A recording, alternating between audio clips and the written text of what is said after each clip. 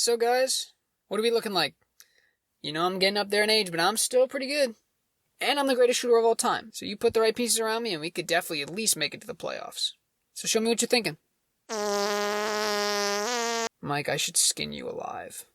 It is now August, and the conversation around the Warriors would make you think we are in a never-ending time loop. Because once again, people are incredibly disappointed with the Warriors offseason. It's unfortunate to see. And it's not as if they haven't been connected to anything, or have been completely silent. There is rumored connections to Giannis and LeBron, but obviously neither of those things happened. And to be honest, I don't think they should be surprised by that. Think about it. Giannis would be moving to a team that is in no way gearing for a championship, which is exactly what is motivating him to leave.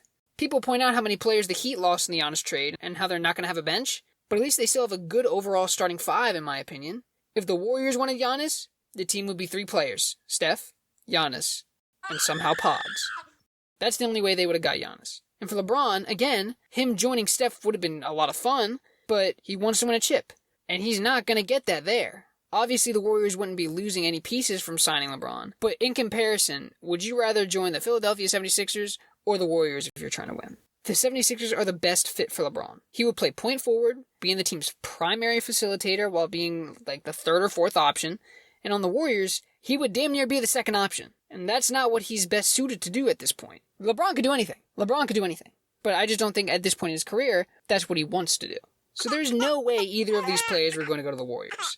But it seems like the Warriors were really banking on it happening because the Warriors, after those two made their decisions, have done nothing besides re-sign players. It's like if you went on 2 dates, on 2 different days, and after both dates you said, "Man, I had an amazing time. Would you like to go out again sometime?" And they say, "Oh, yeah, sure. I have to check my schedule, but, I'll text you." Then, a week later, you see those girls posted up on their story with hotter, richer men. And instead of getting back out there and trying again to meet new people and finally meet the one, you go an entire month without leaving your house, showering, or eating, hoping someone will just magically knock on your door to save you from your lonely, miserable life.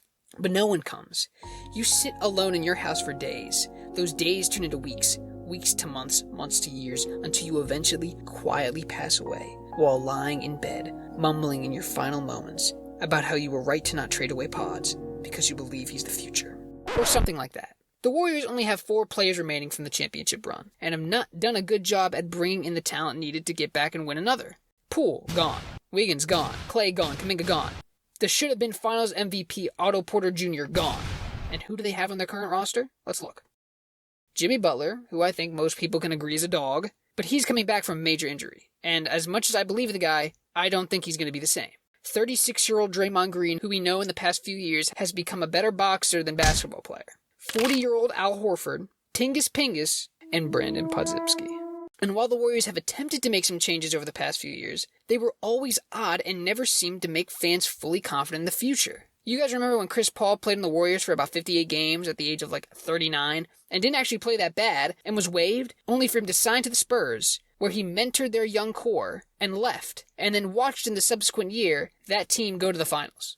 I feel like that little era just isn't talked about enough. But focusing back in on the Warriors' current roster, it's not as if they don't have any promise. Yaxel had a great summer league and is probably the most exciting thing that has happened to the Warriors in the last couple of years. Moody is solid. Melton is cool.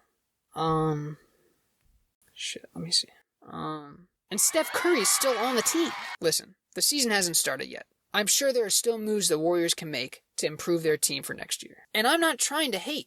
I'm not a Warriors fan. I wish I was. I'm not a Warriors fan, but I want every team to do the best they can. And I want, especially a player like Steph Curry, to get the send-off seasons that he deserves.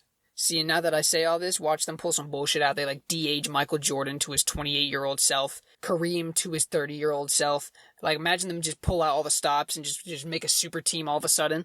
Maybe look like a dumbass. What I would love is for the Warriors to just improve their squad.